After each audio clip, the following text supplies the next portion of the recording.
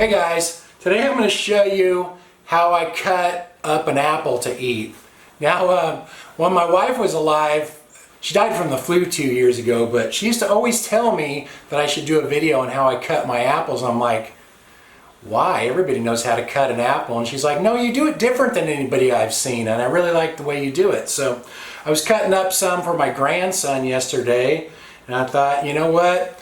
I looked through some YouTube videos this morning, and I noticed that everybody else was doing it different than I do. So I'm just going to show you how I cut an apple. My mom is the one who showed me how to cut apples like this when I was a little kid. And when I was a little kid, I tried to do it myself, and I grabbed a butcher knife like that, and I ended up sliding off the apple and slicing down the side of my finger. So now I always remember that. I always use a smaller knife like this just because I'm kind of scarred from that, I think. So anyway, all I do is take the apple, slice it in half like that, and then you just cut on each side of the core like that, and just slice a V, and the core comes right out like that.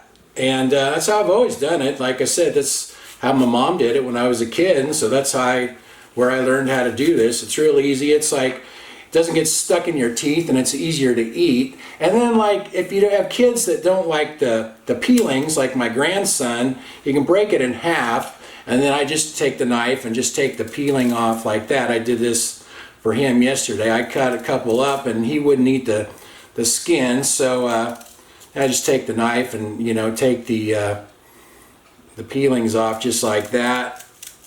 And there you go. Ready for a kid to eat.